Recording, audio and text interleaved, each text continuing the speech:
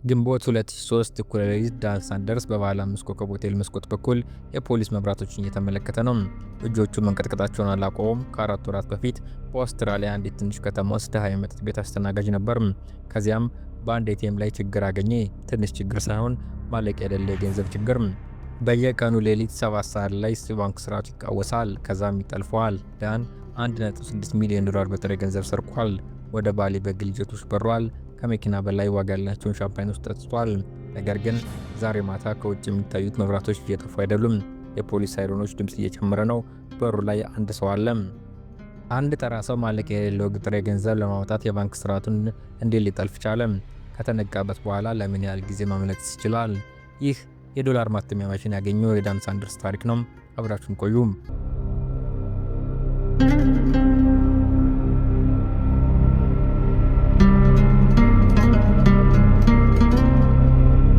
ከ4 ወራት በፊት እንደ አውሮፓውያን አቆጣጠር በ2011 አንድ ሞቃታማ የፌብሩዋሪ ሌሊት በአውስትራሊያው ዋንጋርት ከተማ ከከተማ መብራቶች ርቃ በምትገኝ ጸጥ ያለች የገጠር ከተማ ዳን ሳንደርስ ዕድሜው 29 ድሃ ከመጠጥ ቤት አስተናጋጅ በስተቀር ምንም የሚታየው ሰው የለም። መጠጥ ቤቱ ሲዘጋ ወደ ውጭ ወጣ። ገንዘብ የለውም፣ መጠጥም ጠጥቷል። ኤቲኤም ለመፈለግ በሚያምሩ መንገድ መብራቱ ስር ይንቀሳቀሳል። ሰዓቱ እኩለ ሌሊት ሲሆን የባንክ ካርዱን ወደ ኤቲኤም አስገባም። ወደ ቤቱ ለመሄድ ለታክሲ የሚበቃ በቂ ገንዘብ በማውጣት ብቻ ነበር የፈለገው። በምትኩ የኤቲኤም ማያ ገጹ እንግዳ የሆነ ስህተት ኤረር አሳየም። ሂሳብ በአሁኑ ጊዜ አይታይም። ማያ ገጹ ለአንድ ሰከንድ ብልጭ አለም። ዳን የራሱ ትክክለኛ ሂሳብ እንዳየ ተናገረ፣ $342። ከዚያም ጠፋም። ዳን ግንባሩን አጣመመ። ይህ እንግዳ ነገር ነው። በቁጠባዊ ሰው ውስጥ ብዙ ገንዘብ እንደሌለው ጥቂት ዶላሮች ብቻ እንዳሉ ያውቃል። ነገር ግን ይህ መልእክት የተለመደው በቂ ገንዘብ የለም የሚል ማስጠንቀቂያ አልነበረም። የጠጣው ቢራ አንድ ነገር እንዲሞክር ድፍረት ሰጠው። በኤቲኤም ሜኑ ውስጥ ገብቶ ከክሬዲት ሂሳቡ ወደ ባዶ የቁጠባ ሂሳቡ $200 ለማዞር ሞከረም። ቢሳካለት ምናልባት ማውጣት ይችል ይሆናል። አረጋገጠም። ኮንፊርም የሚለውን ተጫነም። ማሽኑ ለትንሽ ጊዜ ጫጫታ አሰማም። ከዚያም ካርዱን ተፋውና አዲስ መልእክት አሳየም። ግብይቱ ተሰርዟል፣ ገንዘብ የለም፣ ደረሰኝ የለም፣ ምንም የለም። እኩለ ሌሊት አልፏል። ኤቲኤሙ የተበላሸ ይመስላል። አብዛኛው ሰው ፊቱን አዙሮ ይሄድ ነበር። ዳንም ሊሄድ ፊቱን አዙሮ ነበር። ነገር ግን ስለ ብልሽቱ የሆነ ነገር በአእምሮ ውስጥ ተቀረቀረ። ዘግይቷል። በመጠጥ ደስተኛ ነው። የሚያጣው ነገር የለም። ካርዱን ወደ ውስጥ አስገብቶ በዛ ጊዜ ባዶ እንደሆነ ከሚያውቀው የቁጠባ ሂሳቡ $200 ለማውጣት ሞከረ። ከማሽኑ ውስጥ ለስላሳ የቆጠራ ድምፅ ተሰማም። ትር በሚገርም ሁኔታ $200 በጥሬ ገንዘብ ተፋለት። የባንክ ኖቶችን 2 ጊዜ ቆጠራቸው።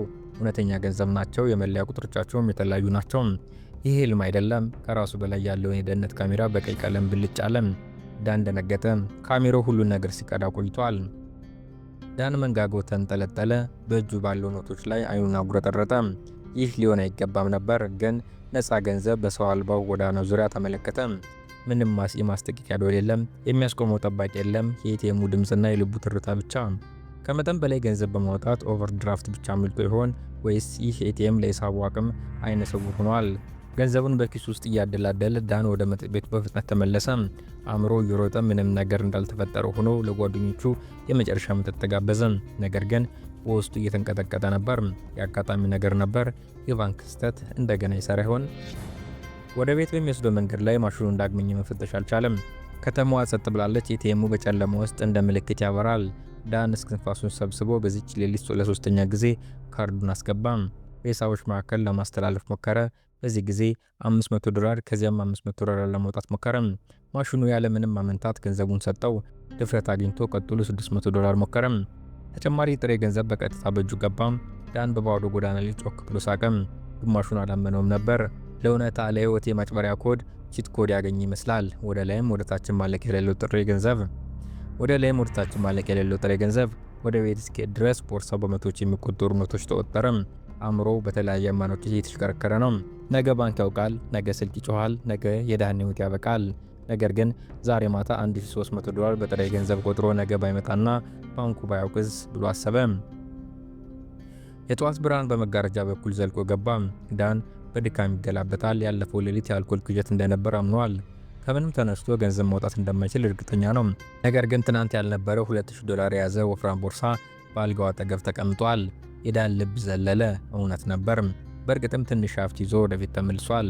እጆቹ የተንቀጠቀጡ ስልኩን አንስቶ የባንክ አውቶማቲክ የስልክ መስመር በመደወል ሂሳቡን አረጋገጠ። ሮቦቲክ ድምፅ ቁጠባ ሂሳቡ ድምር $2000 ሲል አነበበለት። ዳን ትንፋሹን ዋጠ። ስለዚህ ገንዘቡ ከየትኛውም ቦታ መጣ። በትክክል በዕዳ ውስጥ ቢሆንም ባንኩ ግን ምንም ነገር አላወቀም። ዳን አንድ እቅድ አሰበ። ኤቲኤሙ ከመስመር ውጪ ኦፍላይን በሆነ ጊዜ ጥሬ ገንዘብ እንዲወጣ ከፈቀደለት ማንም ሳያየው በውሸት ዝውውር መመለስ ይችላል። በየሌሊቱ የባንክ ስርዓቱ ዝግ በሚሆንበት በ7 ሰዓትና 9 ሰዓት በመካከል ባለው ጊዜ ውስጥ የባለፈውን ቀን አሉታዊ ሂሳብ በከፍተኛ የውሸት ዝውውር ይሸፍናል። በንድፍ ሐሳብ ደረጃ ገንዘቡን እንደ ዮዮ እየጠፋና እየታየ እንዲዞር በማድረግ ይህንን ማለቂያ በሌለው ሁኔታ ሊደግሙ ይችላል። እብደት ይመስላል፣ ነገር ግን ትናንት ማታ ስርዓቱን ማታለል እንደሚችል አረጋግጧል። እርግጠኛ ለመሆን አንድ መንገድ ብቻ ነው ያለው፣ እንደገና መሞከር። በዚያው ሌሊት ዳን ልቡ በደረት ውስጥ እየመታ በከዋክብት ስር ወደዚያው ኤቲኤም ተመለሰ። እስከ 7 ሰዓት ድረስ ጠበቀ። ካርዱን አስገባ። በዚህ ጊዜ ደፋሩ ሆኖ ነበር። ከክሬዲት ሂሳቡ ወደ ቁጠባ ሂሳቡ $4000 አስተላለፈ። ይህ የውሸት እንቅስቃሴ ነው፣ ምክንያቱም የክሬዲት ገደቡ ከዚህ በጣም የራቀ ነው። ነገር ግን ኤቲኤሙ ለእውነታው ትኩረት ሳይሰጥ ታዘዘው። ከዚያም የትናንቱን ዕዳ ለመክፈል በቂ የሆነ ሌላ $2000 በጥሬ ገንዘብ አወጣ። ግምቱ ልክ ከሆነ የሐሰት ዝውውር ነገ ሲሰረዝ የባንኩ ሂሳቡ በ$4000 ዕዳ ኔጌቲቭ ውስጥ ይገባል። ነገር ግን ከዚያ በበለጠ ትልቅ ዝውውር እንደገና ቀድሞ ሊዘልም ይችላል። ይህም በተሰላቸና በተሰበረ የባንክ አሰራር ላይ የሚደረግ የድፍረት ሙከራ ነው። እናም ሰራለት። በሚቀጥለው ቀን ከባንክ ምንም አይነት ጥሪ አልመጣም። ይልቁንም የራሱን መሸፈኛ የሚጠባበቅ አዲስ ትልቅ ዕዳ ያለበት የሂሳብ መጠን ብቻ ተከሰተ።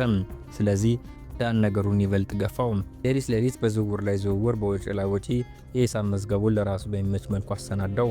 8000፣ 16000 እያለ ኪሱን አሳበጠው። በ12ኛ ቀን የኤቲኤም ማሽኑ የሁል ጊዜ ተግባሩን በሚከውንበት ሰዓት ቀጠለ። ለ30 ሰከንዶች ያህል የዳን ካርዱ በማሽኑ ውስጥ ተቀርቅሮ ቀረ። በሰዓት ትንፋሹ ተቆራረጠ፣ ደርቆ ቀረ። ይህ ሁኔታ ብዙም አልቆየም። ከዚያም ክሊክ የሚል ድምፅ ተሰማና ካርዱ ወጣ። እንደተለመደው ቀጠለ። ከጥቂት ሳምንታት በኋላ ዳን ወደ ባንክ ቅርንጫፍ አመራ። የባንክ ሰራተኛዋ የቁጠባ ሂሳቡን መጠን ዝም ብላ ስትነግረው ሊወርቅ ምንም አልቀረውም ነበር። ከ$1 ሚሊዮን በላይ በወረቀት ላይ እሱ ሚሊዮነር ነው። ዳን ያንን ቁጥር 7 አሃዞች በስክሪኑ ላይ ሲበሩ እያየ በህይወት ተሰምቶት የማያውቁ ስሜት ተሰማው። በትክክለኛው ሰዓት በጥቂት የቁልፍ ሰሌዳ ምቶች የራሱን የገንዘብ ዛፍ አብቅሏል። ከምንም ተነስቶ የበቀለ የጥሬ ገንዘብ። የደስታ ስሜቱ አሰከረው። እሳትን ለመጀመሪያ ጊዜ እንዳገኘ ጥንት ሰው ጾም ፈቶ ስጋ እንደቀመሰ ሰው ተሰማው። ይህ ሚስጥር፣ ይህ ክፍተት የሱ ብቻ ነው። ማንም አያውቀውም። የባንኩ የማጭበርበሪያ ማስጠንቀቂያዎች እንኳን አያውቁትም። እስካሁን ምንም አይነት ጥሪ አልተደረገም። ፖሊሶችም አልመጡም። ጭራሽ ጥርጣሬ እንኳን የላቸውም። ዳን ልቡ እንደ ከበሮ እየመታ ከባንኩ ወጥቶ ወደ ፀሐዩ ብርሃን አመራ።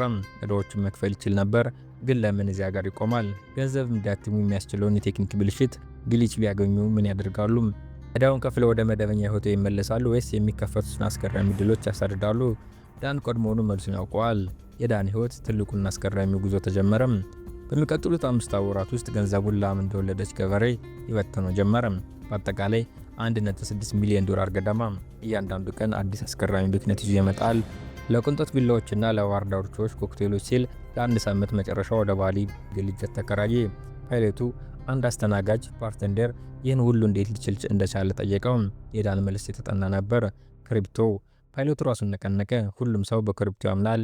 ሁሉም ሰው የሌሎች ህይወት በክሪፕቶ ሲቀየር አይቷል። ነገር ግን በባሊ ቪላ ውስጥ ሌሊት 9 ሰዓት ላይ የዳን ስልክ ጠራች። የማይታወቅ ቁጥር፣ የሜልቦርን መለያ ኮድ፣ የሻምፓይን ብርጭቆ ከጣቶች መካከል አምልጦ ወደቀ። ባለ 5 ኮከብ ሆቴል ሙሉ ክፍሎችን ይዟል።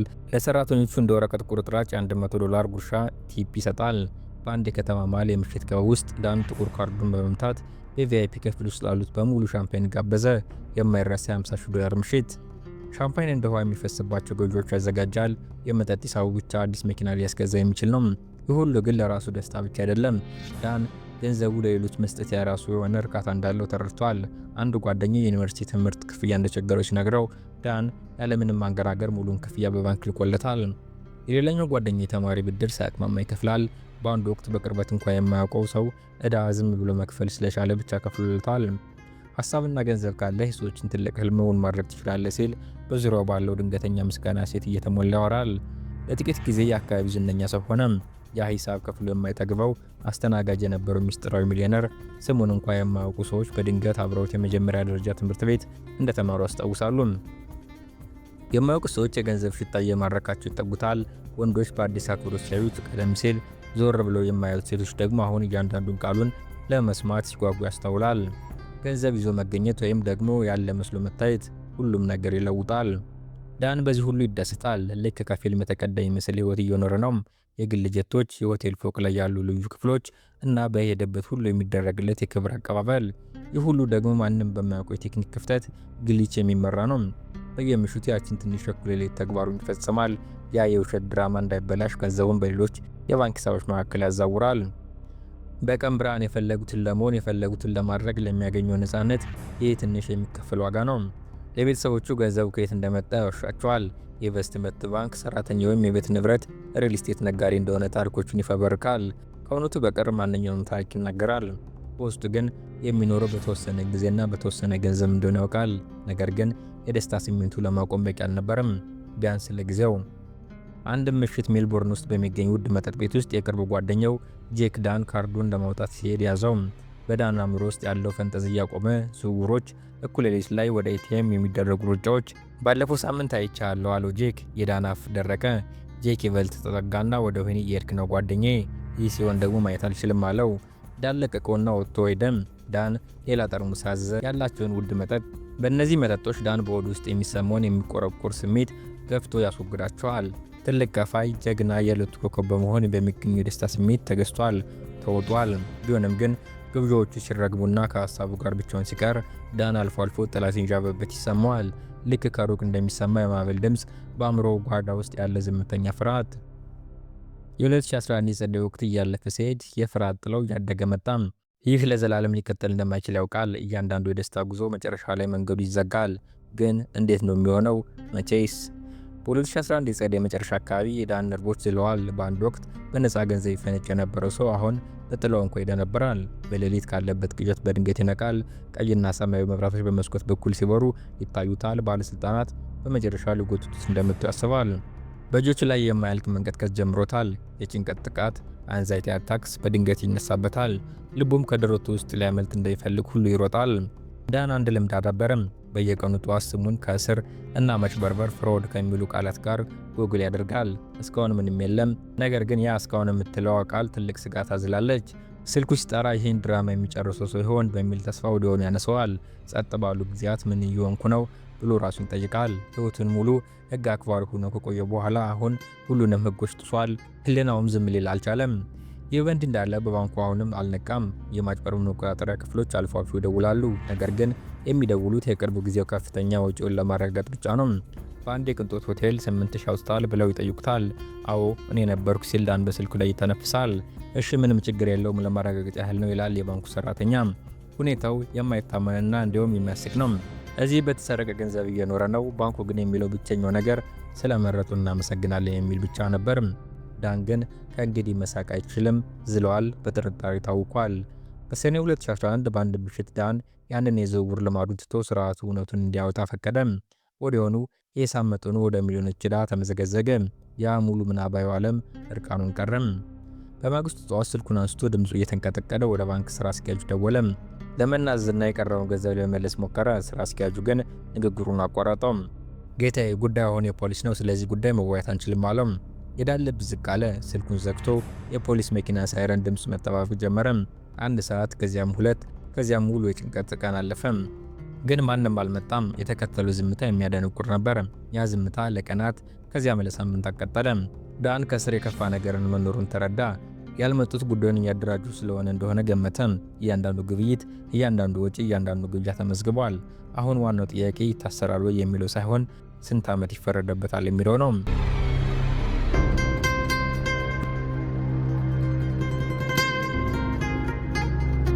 ሁለት ዓመታት አለፈ።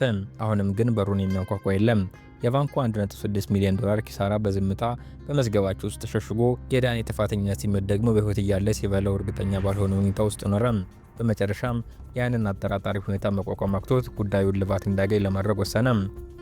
በ2013 ያለ አንድ ትልቅ ጋዜጣ ደውሎ ሁሉም ነገር ዘረገፈው። ያ አስገራሚ ታሪኩ በፍጥነት ተሰራጨ። እንደ ንጉሥ ለመኖር የእኩለ ሌሊት ኤቲኤም የቴክኒክ ክፍተትን የተጠቀሙ አስተናጋጅ የሚል ዜና ናኘ። እንዴት እንዳደረገው ለማስረዳት በሀገር አቀፍ የቴሌቪዥን ጣቢያ ላይ ጭምር ቀረበ። ይህም ባለስልጣናቱ ምላሽ እንዲሰጡ በግልጽ እንደመጋበዝ ነበር። በዚህ ጊዜ ግን መጡ። ፖሊስ በዳን ላይ ክስ መሰረተ። በመጨረሻም ያንን የ5 ወራት የቅንጦት ብክነት ተከትሎ የመጣውን የህግ ውጤት ለመጋፈጥ ፍርድ ቤት ቀረበ። ክሱ ምን ያህል እንግዳ መሰላችሁ? ዳኛውና አቃቢ ህጉ እንኳን ድርጊቱ ስውር ዘዴዎች ለመረዳት ተቸግሮ ነበር። አቃቢ ህግ ለዳኞች ወንጀሉን ለማስረዳት ብዙ ደከሙ። ያልነበረን ገንዘብ ነው የሰረቀው በማለት ዳኛው ቢሆን ለ2 ጊዜ ያህል ማብራሪያ ጠየቁም። ዳን ቢስቅ ምንም አልቀረውም ነበር። ልክ እንደ ባንኩ ሁሉ እነሱም ጉዳዩን በትክክል አልተረዱትም። ዳን ጥፋተኝነቱን አመነ፣ በጥልቅ ተጸጽቷል። በመጨረሻም ካሳ ለመክፈል በመቻሉ እፎይታ ተሰማው። ቅጣቱ 1 ዓመት እስራትና የ18 ወራት የማህበረሰብ ተኮር እርማት ሆነ። ቅጣቱን ጨርሶ ጊዜው ሲያበቃ ወደ ተለመደው ተራ ህይወቱ ተመለሰ። በመጠጥ ቤቱ ስራ በጀመረ በመጀመሪያው ቀን አንድ ደንበኛ ከዜናው ላይ አስታውሶ ያ የኤቲኤም ሰው ያንተ ነህ አይደል አለው። ዳን ሊሰነዘርበት ለሚችለው ትችት ራሱን አዘጋጅቶ አንገቱን ነቀነቀ። ሰውየው የ$20 ወረቀት አቀበለውና በእውነቱ በላቤ ካገኙት ገንዘብ የሚሰጥህ ትልቁ ጉርሻ ቲፕ ነው አለው። ሁለቱም ሳቁም። ከእንግዲህ የቅንጦት ክፍሎች ወይም በቀላሉ የሚገኝ ሀብት የለም። አሁን ያለው ሽርጥ፣ የመጠጥ ቤትና በሰዓት $20 ብቻ ነው። ዳን ወደ ተነሳበት ተመልሷል። ነገር ግን ያ የቀድሞ ሰው አይደለም። ያ የነፃ ገንዘብ ቅዠት ስለ ራሱ ጠንካራ እውነቱን አስተምሮታል። ማንነቱን ሊያጣ ምንም አልቀረውም ነበር። አሁን ዋጋውን ከፍሏል። እናም ዳግመኛ ፈተና እንዲያሸንፈው ያለን ፍቅር ወስኗል። አብራችሁን ስለቆያችሁ አመሰግናለሁ። ቪዲዮውን ይዘህ ለፈጸምኩ ቪዲዮውን ከወደዱት ላይክ፣ እንዲሁም በቀጣይ እንደሚያስገርም ቪዲዮ ስለቅ መልእክት እንዲደርሳችሁ ሰብስክራይብ አድርጋችሁ የደወል ምልክቱን ተጫኗት። ቸር ሰንብቱ።